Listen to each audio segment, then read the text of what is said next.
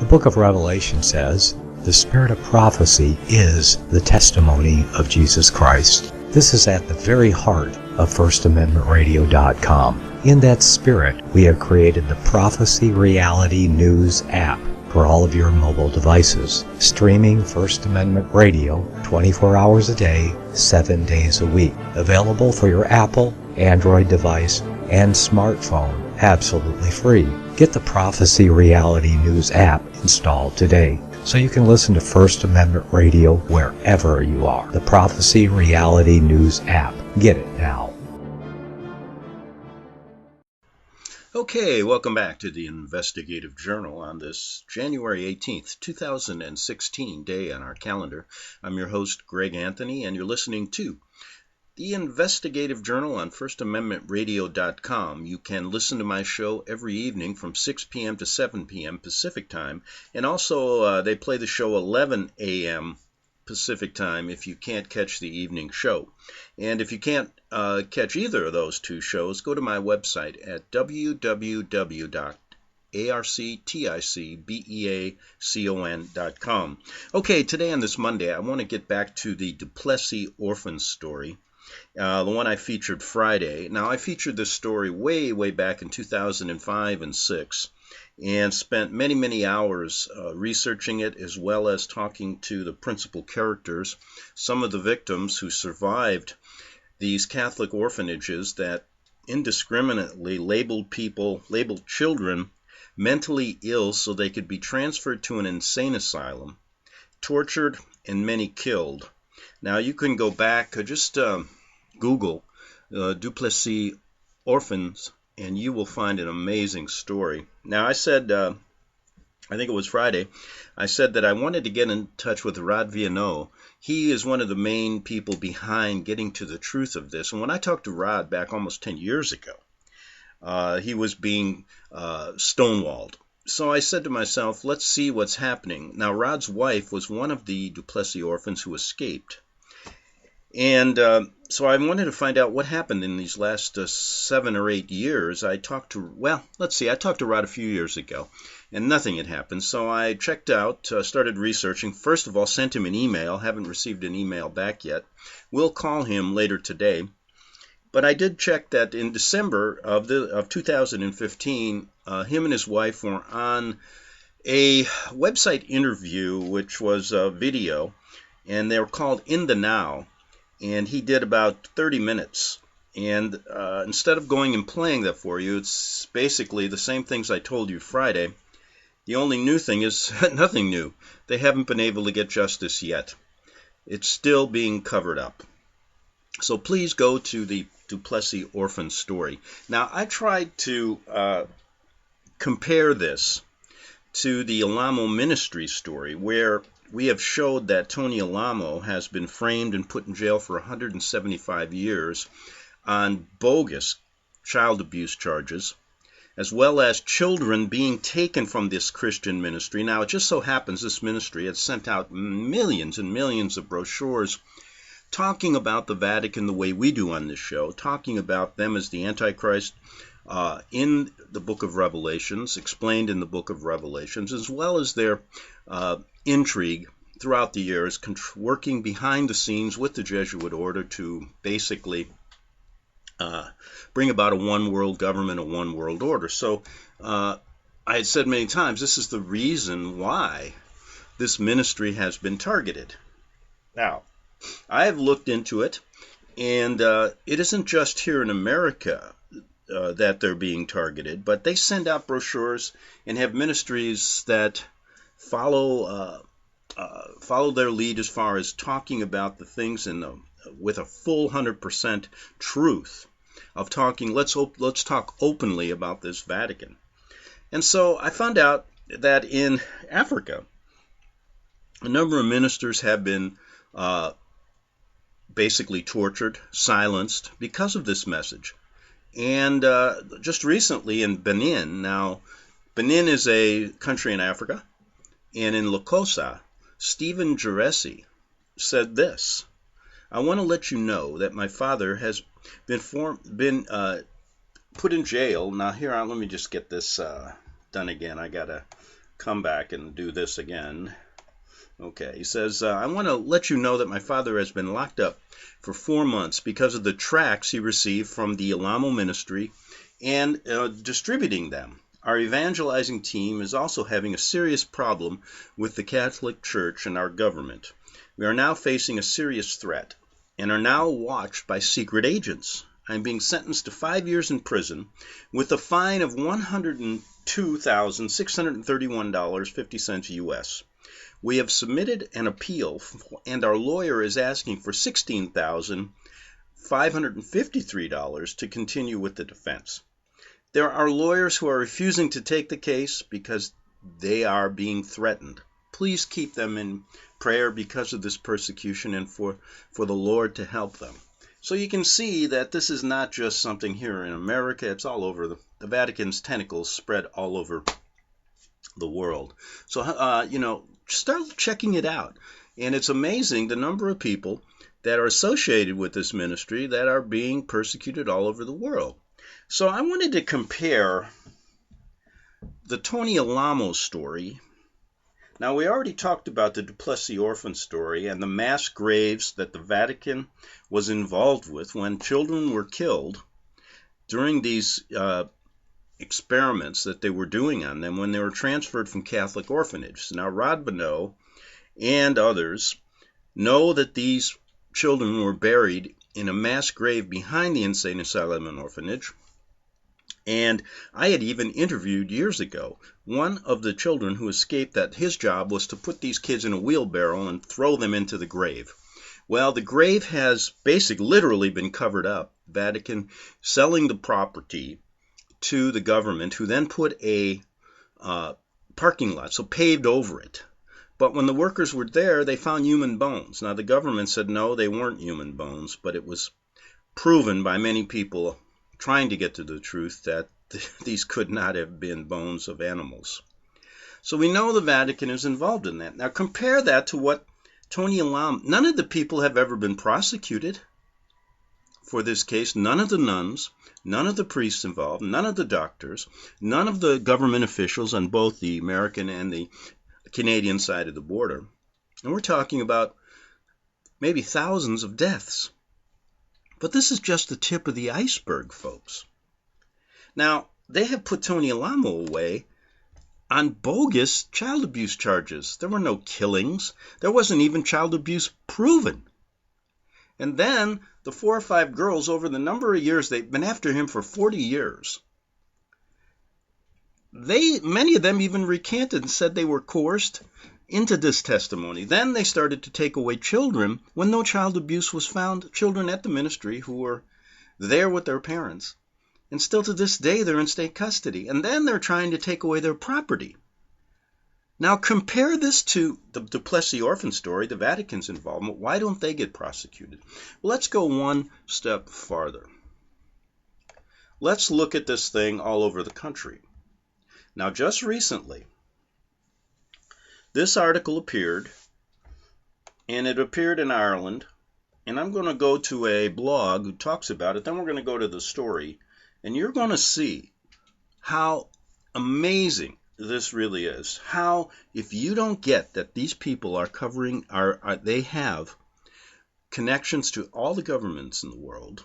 And if you look at the Vatican, that is, there are over 200 concordats with the governments, and concordat meaning a legal document that gives them advantages. If they're not in, if they can go after a Christian ministry and then get away with what I'm going to read to you, something is terribly, terribly wrong.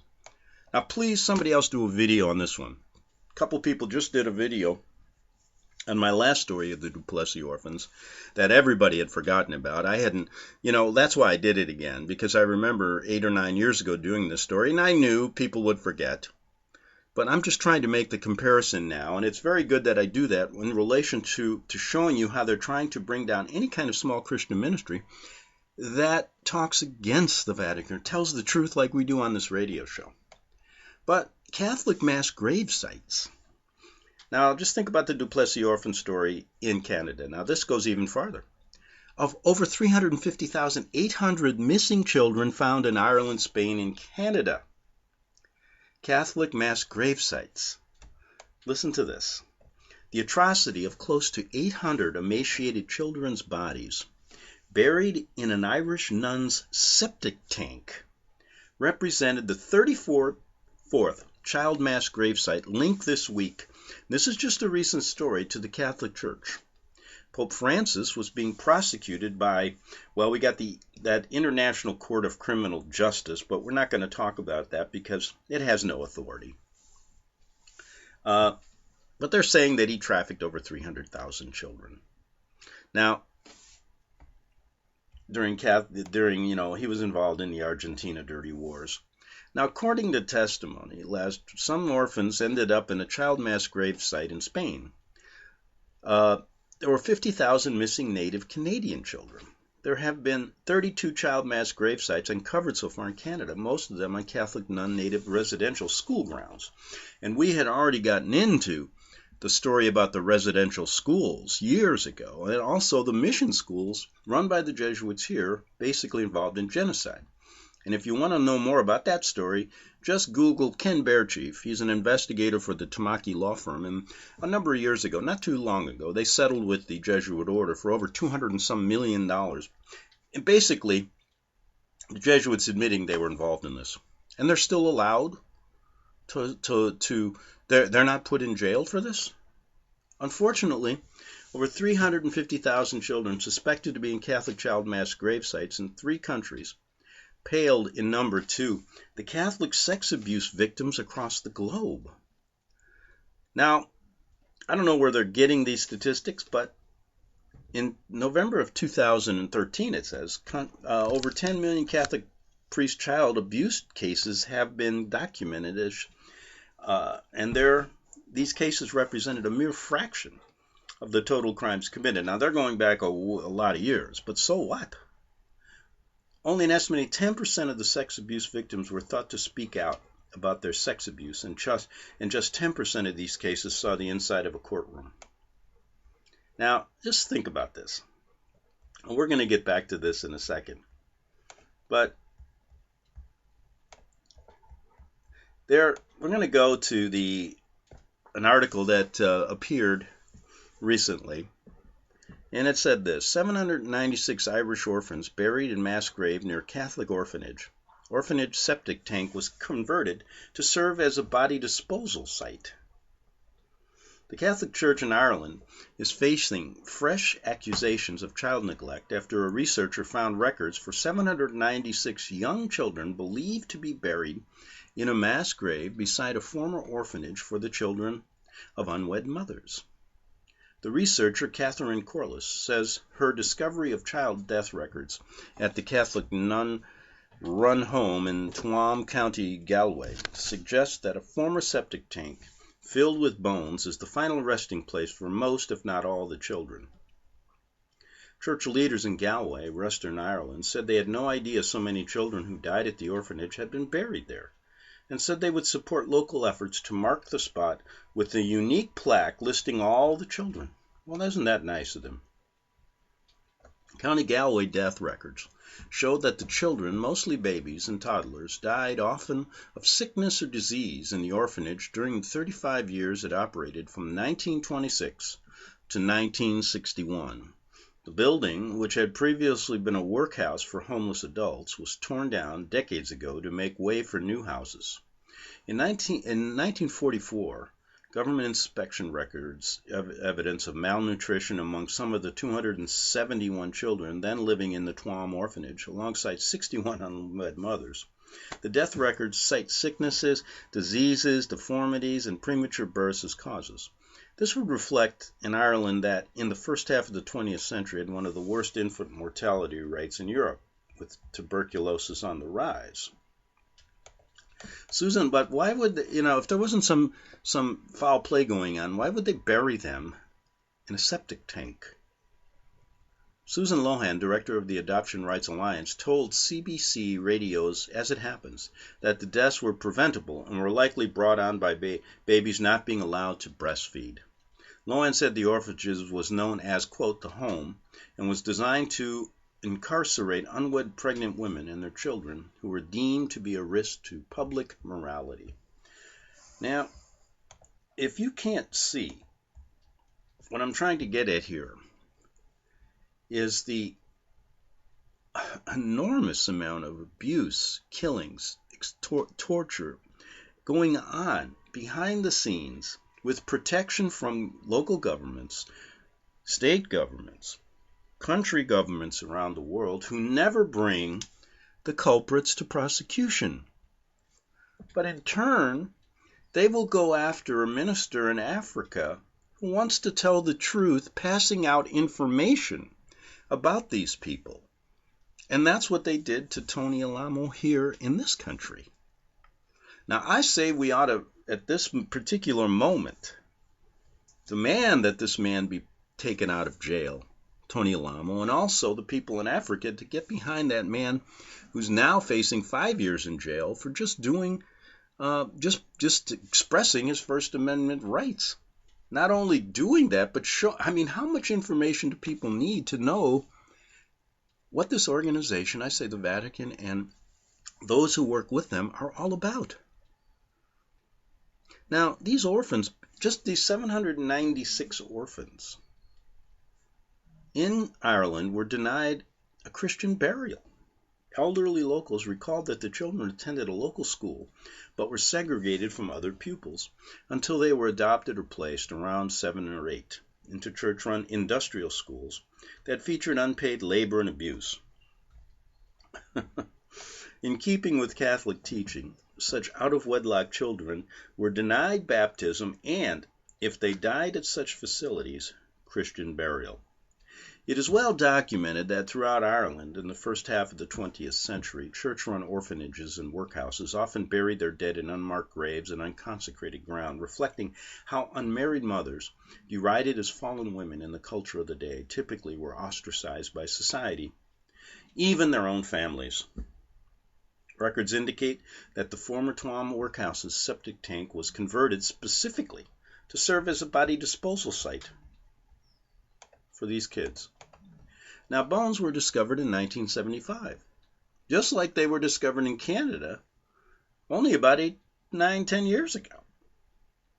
Tuam locals discovered the bone repository in 1975 as cement covering the buried tank was broken away. Before Corliss's research this year, they believed the remains were mostly victims of the mid-19th century famine that decimated the population of Western Ireland. I wonder who was behind that. Respectful of the unmarked grave in their midst, residents long have kept the grass trim and built a small grotto with the statue of the Virgin Mary. What a bunch of you-know-what this is. Archbishop of Tuam, Michael Neary, said he would meet leaders of the religious order that ran the orphanage, the Bon Secours Sisters, to organize fundraising for a plaque listing the names of these 796 children. Well, isn't that nice of them? And they were going to hold a memorial service. Corliss and other Tuam activists have organized a children's home graveyard committee that wants not just a lasting monument to the dead, but a statue, a state-funded investigation and excavation of the site. We'll see if that ever gets done. The government has declined to comment. Ireland already has published 4 major investigations into child abuse and its cover-up in the Catholic parishes, and the network of children's industrial schools, and the last of which closed in the 1990s. Well, if you want to go a little bit deeper into this, you look back to what happened there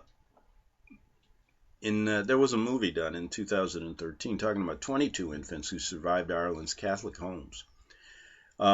These children were forcibly adopted and placed into child labor situations, mainly in the U.S. Catholic officials have consistently denied they received payments for these so-called adoptions and insisting verifying documents were lost in a fire. The Vatican, British Crown, and Canadian government have refused excavation of the 32 Canadian mass grave sites, believed filled with native children. And this was going into, when we were doing a story about the mission schools, in America and the residential schools run by the Jesuit order in both Canada and America, that's what we found. It was the easy way to genocide the natives. They've never wanted to hand over all the documents. And this tells you they're guilty as sin here. Now, present-day victim of the Catholic Church talking was a Jamaican and British soldier, Vivian Cunningham. Vivian, now it's a man, he remained drugged in the St. George's Hospital in Stafford, England. And people come forward just like Rod Vanneau did on my show 6 years ago, Pierre Sampson, also the man who survived those atrocities going on with the Duplessis orphans, whose job was to take these children and put them in a mass grave. All of this comes to light. None of the perpetrators ever go to jail. And now these this Vatican has systematically protected predator priests, allowing tens of thousands of children to be abused. A United Nations committee reported directly after Pope Francis became pontiff. In May, the United Nations Committee Against Torture gave the Vatican 1 year to demonstrate their commitment to recommendations made in their latest UN report on crimes against children by the Catholic Church. Now, it is like if the UN is prosecuting, you think anything is going to happen, they all work together. This is all just window dressing. Now, what is going to make a difference here? The difference is that you have to understand the double standard going on here. Now, do you ever see any Hollywood movies done on the Duplessis orphans? That would make a very good documentary. But anything that implicates the Vatican to any of this stuff, you can go back to all the movies done on what was going on with the natives in the 1800s, and none of this stuff ever gets covered properly, showing you how they control things. Who owns the History Channel? And people think they know the truth? This is just the tip of the iceberg, folks. The stories that I'm giving you here I could imagine what really went on and what's going on right as we speak today. Now, we know behind the scenes that the Vatican needs to basically come clean, but they're never going to do that. And guess who takes all the heat all the time? That's why these government officials get paid so well. They are to deflect any kind of criticism that goes towards Rome. Now, I would gather to say that the Vatican institution, knowing how its tentacles really work and all of these concordats with God, are the richest organization in the world. That's why these government officials protect them. That's why this is the New World Order can never be attained without the Vatican. And until people start realizing this, my hope is that we can delay it, because the Bible never really says when the end of the world is coming, so to speak. So maybe it is our role to delay this. Maybe we're delaying the inevitable. But by delaying the inevitable, more people can understand the truth and maybe see the right way to go. So I hope you look deeper into the Duplessis orphan story. I'm going to try, like I said, to get a hold of Rod Vanneau, who has been on my show years ago, and maybe bring him back and he can talk again. But I listened to an interview he just did with his wife, who speaks in French, and nothing has changed outside of the fact that he's still trying to get justice. The government is still, and the Vatican are still blocking it. So don't believe anything those people tell you when it comes to, they're trying to get to the truth through the UN. They've had every opportunity, and all they want to do is cover it up. And they literally have covered up millions of children's graves. Back in 3 minutes on the Investigative Journal.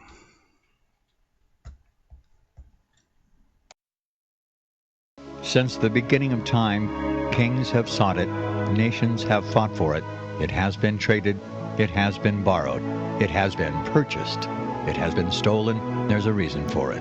To secure the blessings of liberty to ourselves and to our posterity, invest with the security of gold and silver.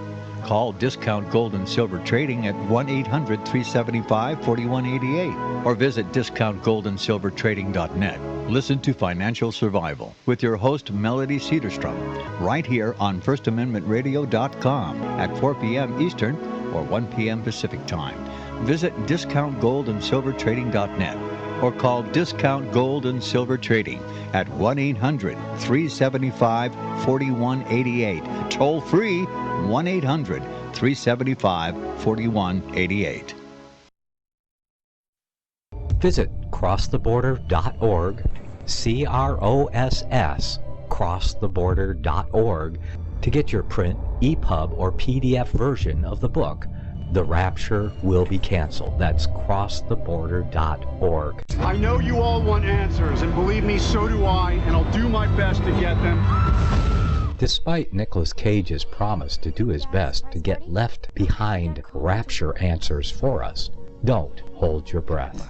Not everyone believes Left Behind is true prophecy. Some may even regard as conspiratorial the mainstream re-release of the Left Behind movie with actor Nicolas Cage portraying the main character as an attempt to further reinforce in the minds of all this perception of false prophecy in order to condition the masses for the play about to begin. If you want true Bible prophecy answers, get the book, The Rapture Will Be Canceled. The author exposes the Latin rapture origin, the 7-year tribulation deception, true Bible revelation of Daniel's 70 weeks, the abomination of desolation, the restrainer, America in the Revelation, the image of the beast and the mark of the beast, and the truth about God's chosen people, and so much more about Bible prophecy. This book will shatter the Left Behind paradigm of future events. Get the book, The Rapture Will Be Canceled.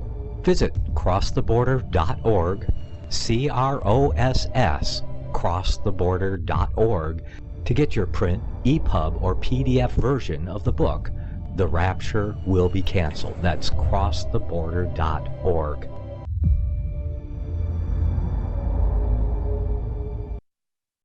Okay, we are back for the second half hour of the Investigative Journal. I'm your host, Greg Anthony, and you're listening to FirstAmendmentRadio.com. We have a half hour to go on this Monday, January 18th, 2016 day on our calendar. And today what I want to do is I want to switch gears here a little bit, but still stick with the Jesuit order of the Vatican. And in the past, we have connected them to working behind the scenes, instigating revolutions in France, in America, etc., going back hundreds of years. We've also showed their complicity in World War II and the Nazi movement, with fascism, etc., etc. We've shown their complicity in basically infiltrating Christianity, because they are not Christians. Catholicism is not Christianity. They hide behind it. And we've shown how they've infiltrated through even Jesuit priests who have left the order, how they infiltrate Christian churches with their false doctrine. Now, I asked myself the question, are they involved in ISIS? And I would imagine they would be, but how can we prove that? Well, let's just start out by saying, why would the name ISIS be used to begin with? And my answer is they worship ISIS. Now, check out all you have to do is check out what's in St. Peter's Square, the obelisk there, the obelisk in Washington, D.C., and the obelisk in London. There are many more all over the world. And this is a worship of Isis, a former goddess. Check it out. We've done shows on it. Doesn't seem to sink in to people, but it's worthy of checking out, because I always thought that to be strange. So they're basically telling you that we worship ISIS through these obelisks, which are right there representing them. They've chosen this name to stick it in your face, right in front of you. And they created ISIS. And when I say they, it is the creation of the Jesuit order, the Vatican, the American governments, the other government agencies that work together with them to create this enemy. They function this way forever. It's Sun Tzu's art of war. You have to have enemies. Create them, fight them, and then have your synthesis. It's the thesis, the antithesis, and then the synthesis. If you control both sides, it is exactly how they operate. Now, there's a Jesuit priest named Paolo Dall O'glio, and let's just call him the father of ISIS. And why are we going to do that? Well, let's look at it. He was born when? 1954. He's an Italian Jesuit priest, supposedly a peace activist. He was exiled from Syria by the government of Bashar al-Assad in 2012. Now, I've listened to interviews. He's been in Syria and that part of the world for over 30 years. He speaks perfect Arabic, and I've listened to his interviews given in that language, translated. And he comes across, as they always do, this peace activist. But what really behind the scenes is he doing? Now, he was exiled from Syria by the government of Bashar al-Assad. So Assad basically throws him out of Syria. And it's this typical, now why? Because he was criticizing the actions of the Assad regime during the Syrian civil war. He was kidnapped by rebels, supposedly, on the 29th of July, 2013. Come on, Moose, move. My dogs here are trying to figure out what to do, and they can't quite do it. So let's see if I can give them a hand in figuring out their life. Okay, they figured it out, and we're back on the Investigative Journal. So he's criticizing the actions of the Assad regime during the Syrian civil war, supposedly thrown out, but he was then supposedly kidnapped by the rebels on 29 July 2013. An unconfirmed report said that Paolo Dall O'glio was executed by the rebels. But if you read a story in October of 2015, somehow he wasn't killed and he was alive and well. Why? Ask these questions. Why would Islamic rebels kidnap and execute this Jesuit if he was helping them? Was the kidnapping a false flag? Was the kidnapping a Jesuit job to cover up Jesuit marks on ISIS's formation? Dall O'glio was kidnapped 19 days after he revealed too much of his Jesuit role in the ISIS formation in an interview with SyriaDeeply.org. Go to that, SyriaDeeply.org. And I've listened to that interview, and you got to hear some of that, so go and listen to that. And now in 1992, let's go back a little bit, the Italian-born Jesuit refounded the ancient 11th century Syrian monastery Deir Mar Musa al-Habashi, the monastery of St. Moses, the Abyssinian, in the desert north of Damascus. Mar Musa rapidly became an important pilgrimage site, welcoming 50,000 visitors annually, primarily Muslims. Today, of course, its future is uncertain. Now, Dall O'glio takes a clear position on one side of the conflict. At times, he's been called the priest of the revolution. He's condemned Bashar al-Assad's regime, calling on the United Nations and the West to intervene militarily in support of the rebels. He was expelled from the country in June of 2012 after decades of monastic life in Syria. He now lives in exile. He was reportedly killed by the rebels. I mean, this story is just amazing. He's one of these agent provocateurs, working in, behind the scenes as an agent for the American, the Vatican government, making sure ISIS gets the money they need and grows into the biggest terrorist organization in the world. How does that happen? Now, the world, folks, answered the Jesuit call. Islamist rebels were equipped, financed by Qatar, Saudi Arabia, Turkey, and the UK. And what do you think he was there for? and the U.S. combined and formed ISIS. Jesuits have a history of being expelled by the nations for engaging in political intrigue and subversion plots against the welfare of states, fomenting war, folks. ISIS exists because the American Jesuit agents, namely Obama, Clinton, Petraeus, CIA, CFR, supported the Muslim Brotherhood in the Arab Spring, the series of violent Muslim protests with weapons, training, communications, assistance, and billions of dollars. What resulted was increased sectarian violence in Syria that spilled into northern Iraq. Islamic rebels financed, right, by Qatar, Saudi Arabia, Turkey, the UK, and the US combined formed ISIS. There was an article in the Christian Post on that.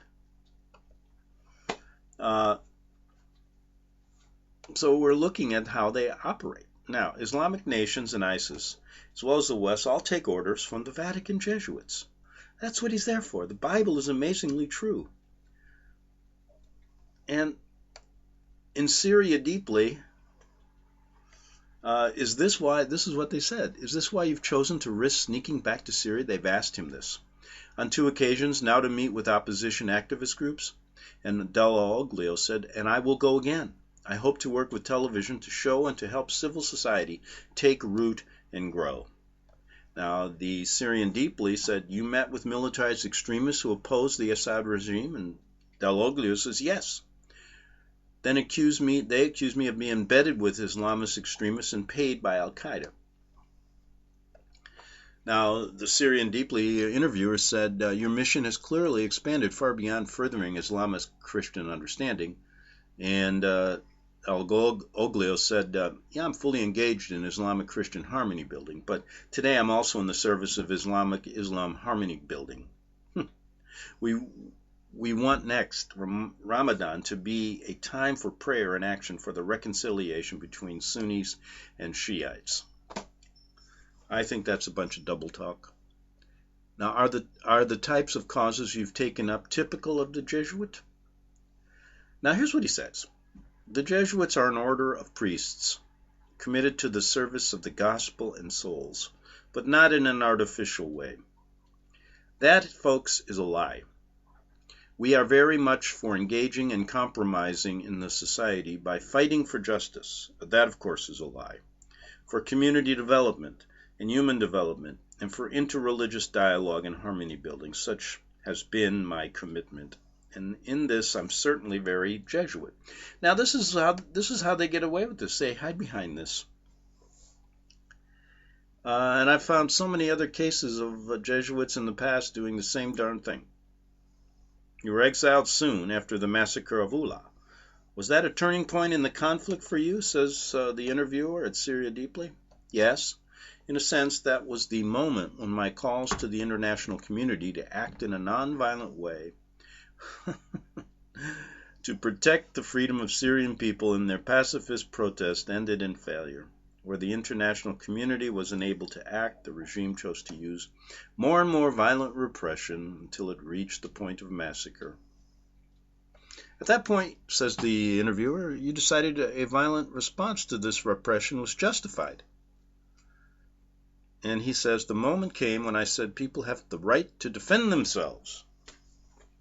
Soldiers that have left the army so that they won't be forced to shoot their own people. They have the right and the duty to protect the people. And when a democratic civil society is pleading not to be destroyed by violent repression and torture, the international community should help.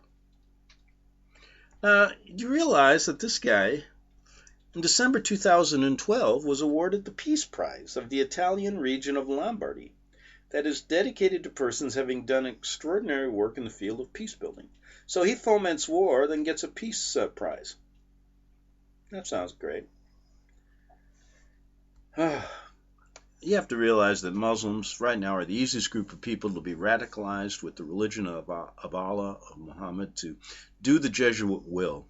Jesuits are so cunning that they were even able to radicalize Freemasons in the orchestrating of the French Revolution, which caused 40,000 deaths and at least 16,594 beheadings.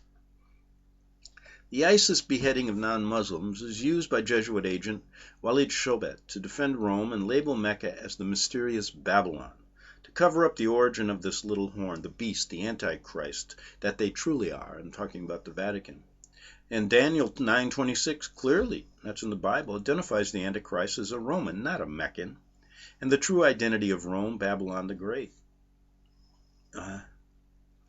And when you look at this, it is just totally, totally amazing.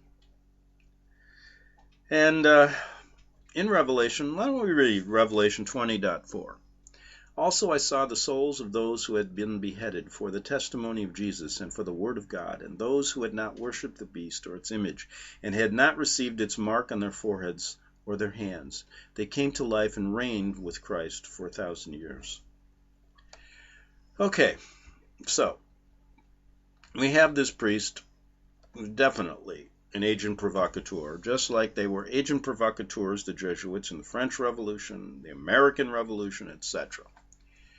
And it's not good enough to just talk about it. Why do we allow this kind of thing to go on without being discussed in the mainstream media or in the presidential elections when we talk about ISIS? Because, folks, they work for these people.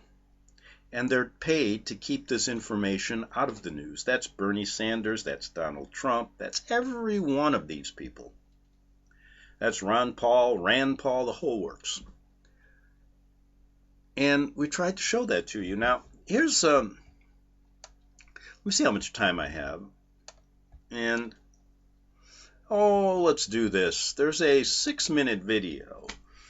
How Jesuit priests charmed ISIS into being this worldwide terrorist organization. Now, the voices here are very weird, and I think they cover them up on purpose. They use a computer kind of program, I think, to change the voice. So just try not to get too annoyed at the voice that's telling you some of this stuff. I just wanted to repeat it because you can find so little of this information out there. And it should be just the opposite, where all of this stuff should be told. And the rest of all that garbage you listen to on the, the next months are just going to be filled with political BS to keep you pacified. Because, folks, your vote doesn't matter. My hope to you, don't vote. Don't listen to this garbage. They're not going to get to the truth. They're going to cover it up and make it into a theatrical event like they do every year. Let's listen to this crazy voice. And I say says some good things, but you're going to see what I mean. It kind of annoys me, but I'm going to play it anyway. And listen to how Jesuit priest Dall O'glio charmed ISIS into being the terrorist group it is. All right, let's see if we can get this thing going. Here we go. Father Paolo Dall O'glio is an Italian Jesuit priest lived in Syria.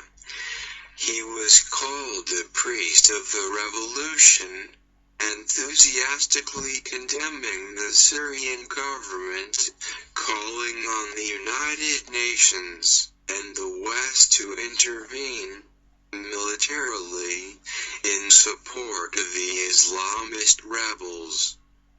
Dall O'glio was expelled from the country in June 2012 after decades of monastic life in Syria for supporting Islamic rebels against the Syria government.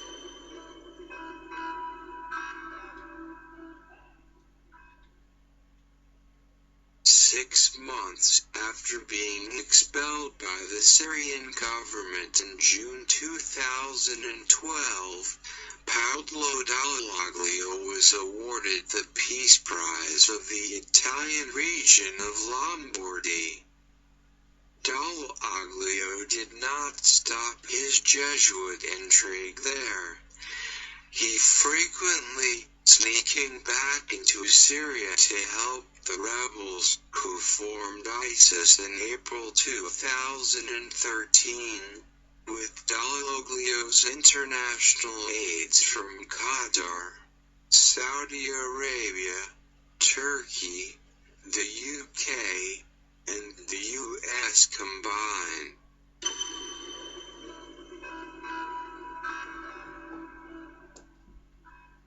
Three months after ISIS was formed, the Jesuit-controlled media told us that Father Dall O'glio was kidnapped and executed on 29 July 2013 by his own baby ISIS in Syria, 19 days after an interview with Syria Deeply. The following are some excerpts from the interview of Paolo Dall O'glio by SyriaDeeply.org on July 10, 2013. You met with militarized extremists who oppose the Assad regime. Yes. The Syrian state news agency then accused me of being embedded with Islamist extremists and paid by Al-Qaeda. Your mission has clearly expanded far beyond furthering Islamic Christian understanding. I am fully engaged in Islamic Christian harmony building, but today I'm also in the service of Islamic harmony building. We want next Ramadan to be a time for prayer and action for the reconciliation between Sunnis and Shiites. Are the types of causes you've taken up typical of a Jesuit? The Jesuits are an order of priests committed to the service of the gospel and souls, but not in an artificial way. We are very much for engaging and compromising in the society, by fighting for justice, for community development and human development, and for interreligious dialogue and harmony building. Such has been my commitment, and in this time. You were exiled soon after the massacre of Houla. Was that a turning point in the conflict for you? Yes. In the sense that it was the moment when my calls to the international community to act in a non-violent way to protect the freedom of the Syrian people in their pacifist protest ended in a failure, where the international community was unable to act. The regime chose to use more and more violent repression until it reached the point of massacre. At that point you decided a violent response to this repression was justified? The moment came when I said people have the right to defend themselves. The soldiers that have left the army so that they won't be forced to shoot their own people, they have the right and the duty to protect the people. And when a democratic civil society is bleeding not to be destroyed by violent repression and torture, the international community should help. Then, as usual, Jesuits controlled the media, putting the blame squarely on Israel and the United States for all the ISIS bloodshed. Okay, so that little 6-minute clip kind of emphasized what I was saying earlier in kind of a weird voice. But anyway, I think the message got across. So you have to ask yourself the question of what really was he doing there? I believe he was there to make sure the money gets to the right place, that these Islamic terrorists, this organization grew to be a large terror organization funded by the West, funded by the Vatican, in order to create an enemy that is ever present in our society today. Another way of them to keep us in fear so that the one world government, one world order comes to fruition one day.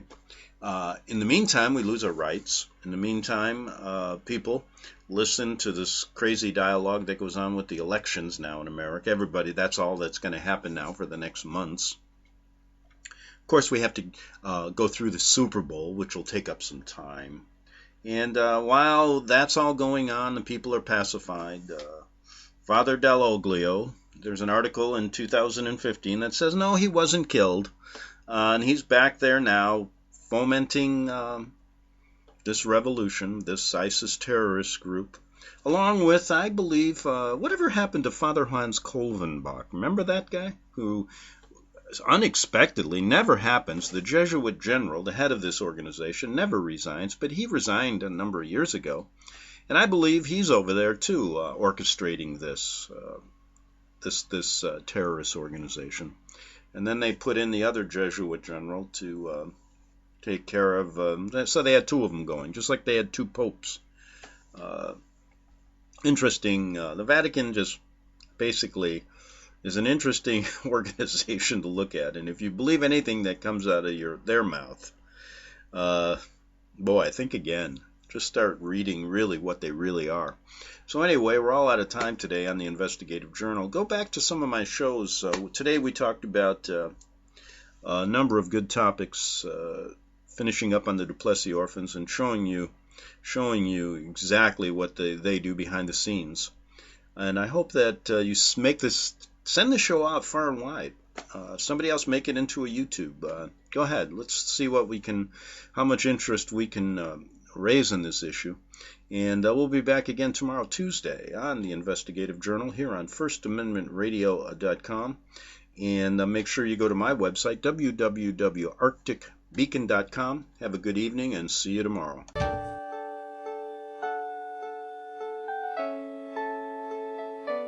The program you are listening to is 100% sponsored by you, the listener, on this First Amendment Rights Media channel. You will notice that there are few commercials on this radio network. There's a good reason for that. Corporate advertising dollars come with strings that limit program content. So without your help, these programs cannot continue on internet or our several affiliates. If you benefit by the educational law programs, we ask you to give. If you are admonished or nurtured by the Bible and ministry programs, we ask you to give. If some voice a cause that you are passionate about, we ask you to give. If you believe in any of these, we ask you to support them as you would a missionary on a continual basis, as if giving a tithe for missionary radio.